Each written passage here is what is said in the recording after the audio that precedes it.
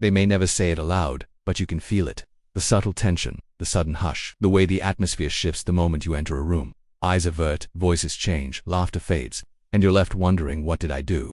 But it's not about what you did, it's about who you are, or more precisely, what your presence evokes in others. Perhaps you've been told you're too much, too intense, too reserved, too deep, that your energy is difficult to define, yet impossible to forget. But what if, as Carl Jung believed, your presence isn't a problem, it's a revelation? You carry something most people can't quite name. Not charm, not charisma, but clarity, psychological force, a scented stillness that strips away facades. It unsettles not because it threatens, but because it's real. You don't wear masks. You don't seek approval. You've stopped running from your shadow. And that alone disorients people. Because your very presence reflects everything they're trying to avoid: uncertainty, shame, the performance. So they shrink, they gossip, they retreat, not because they see a threat, but because they feel one. Jung spent his life exploring this energy, the quiet gravity of individuals who've integrated their unconscious, the mirror effect of a person who has met themselves fully. This video will reveal 13 signs that your presence may be quietly unsettling to others, not because you're broken, but because you're awake. And in a world built on illusion, nothing is more feared than someone who sees clearly. Most people imagine an aura as something mystical, an ethereal halo of colors, spoken of by spiritualists and healers. But to Carl Jung, the aura was something else entirely. He saw it as a psychological field, an invisible, energetic atmosphere not shaped by crystals or chakras, but by the unconscious mind. According to Jung, every person emits a silent psychic gravity that speaks louder than words, expressions, or intentions. This field is molded by what's hidden, denied, and repressed, not by who you pretend to be, but by who you truly are, especially the parts of yourself you've dared to confront.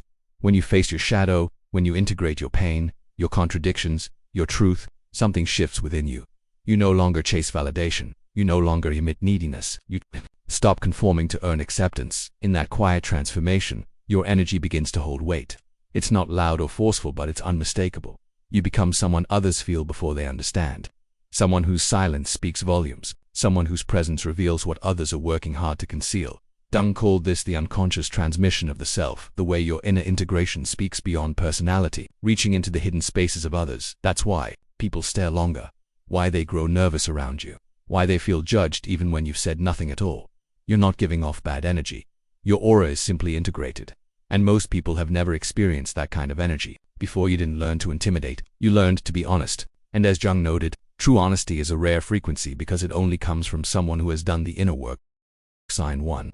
People compete with you silently. You're not trying to outshine anyone. You're not showing off. You're not even playing the game, yet still people start competing. Name-dropping, bragging, flexing accomplishments, talking louder, trying harder, and you're simply observing. You didn't initiate a contest, but your presence triggered one. Jung believed that when someone carries integrated energy, a self shaped by alignment rather than performance, it rattles those who define themselves through comparison.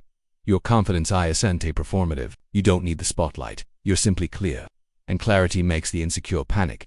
They feel the need to prove something, not because you challenge them, but because your existence challenges their self-narrative. To the ego, your calm, it is a threat. Your stillness reads as superiority. So the ego scrambles to reclaim ground that was never threatened.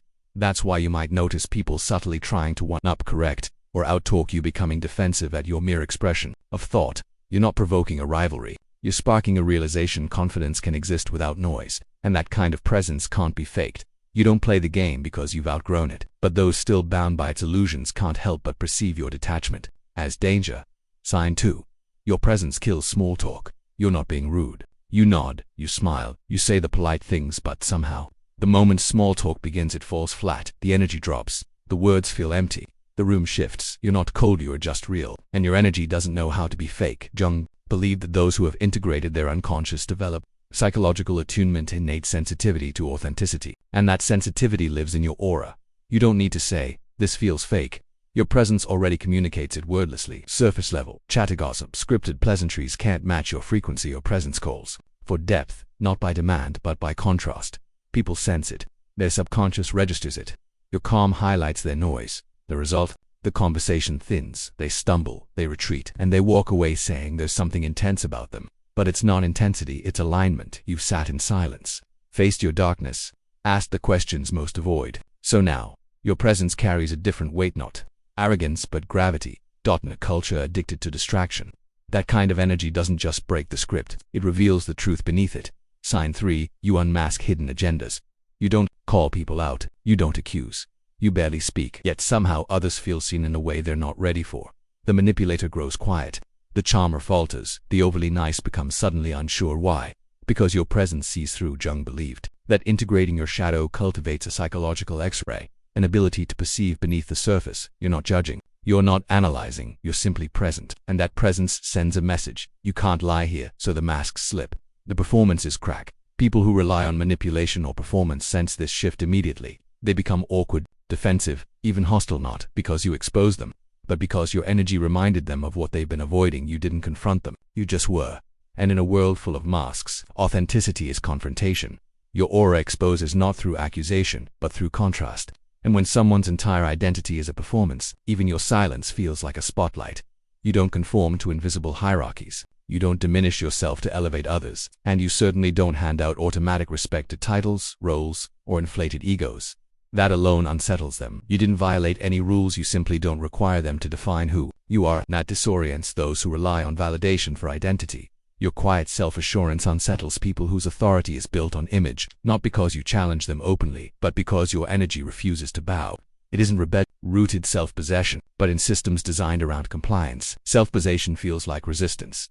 You'll notice how certain authority figures will test you, subtly undermine you, try to outtalk you or chip away at your presence. Yet none of it lands because you're powerlessant performative.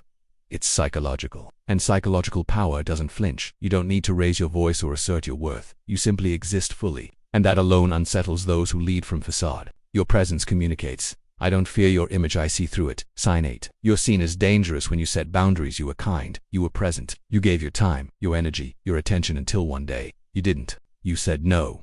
You stepped back. You protected your space. And suddenly the narrative shifted. Now you're cold. You're distant. You've changed. Not because you harmed anyone, but because you stopped letting them drain you.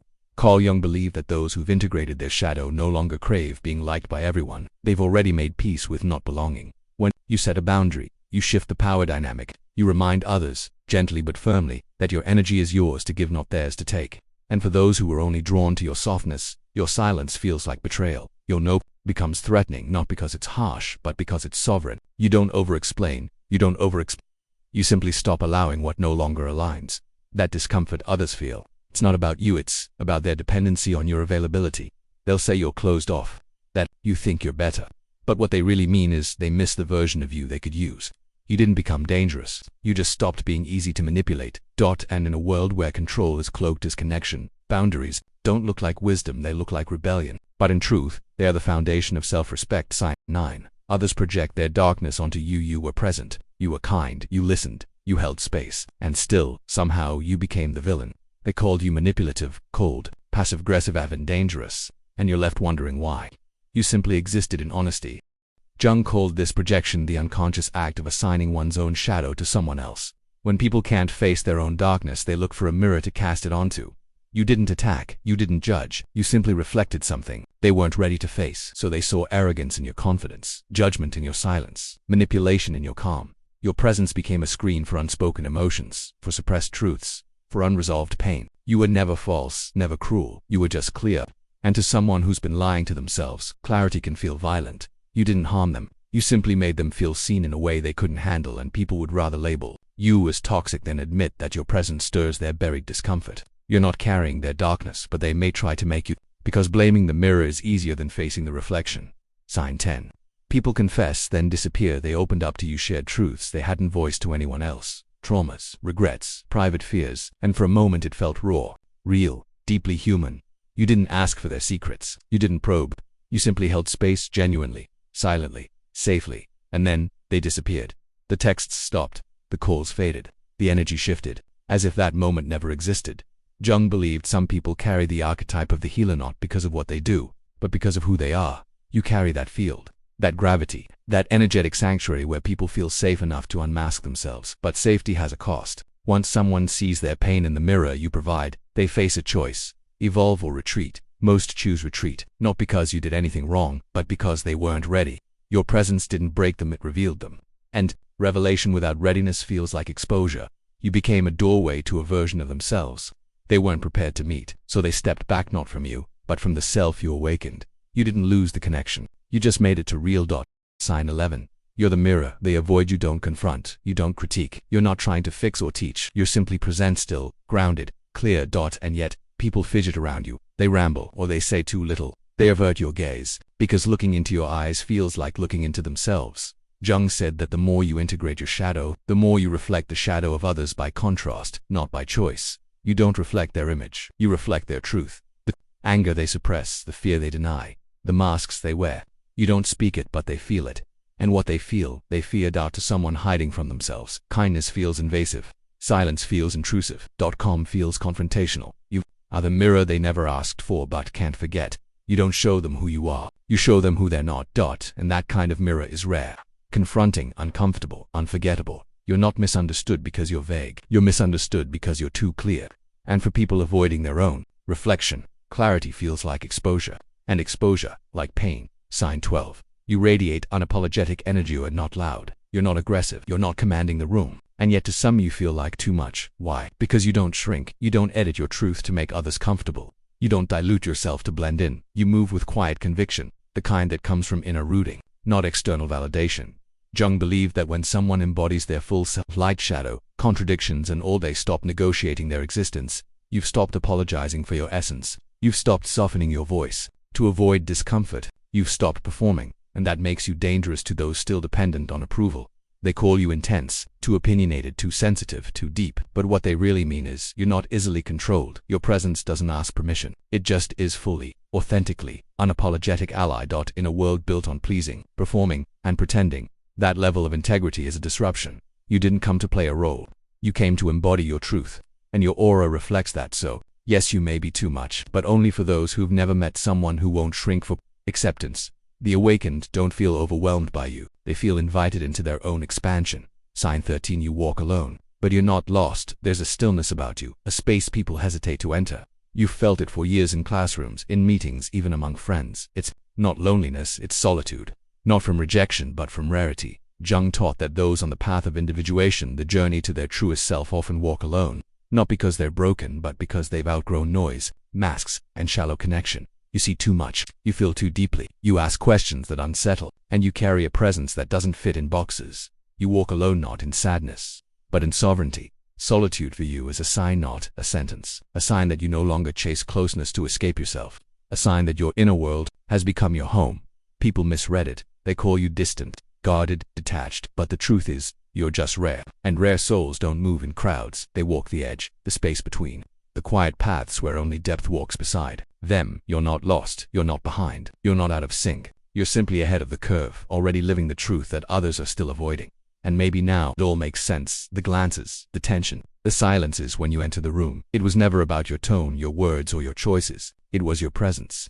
You weren't trying to threaten, you weren't trying to provoke. You were simply awake in a world still half asleep. Jung said awakening begins the moment you face your raw self, not the curated version, but the one beneath the mask. And you did that. You walked through shadow. You embraced your chaos. You reclaimed your soul. And when you returned, you glowed differently, not louder, not brighter, but more real. And real is rare. Real is confronting. Real makes people squirm because it reminds them of what they're still hiding. You weren't too much. You were never the villain. You were a mirror. You didn't carry darkness. You carried light. But light in a dark room doesn't always get celebrated. Sometimes it gets rejected. But don't dim, don't shrink. Don't apologize. The very thing that makes you feel alone is proof that you are becoming whole. Not everyone will understand. Not everyone should. Your path wasn't built for comfort. It was built for awakening. So next time they call you too much, too intense, too direct, smile. And remember, you weren't born to make them comfortable. You were born to remind them what truth feels like.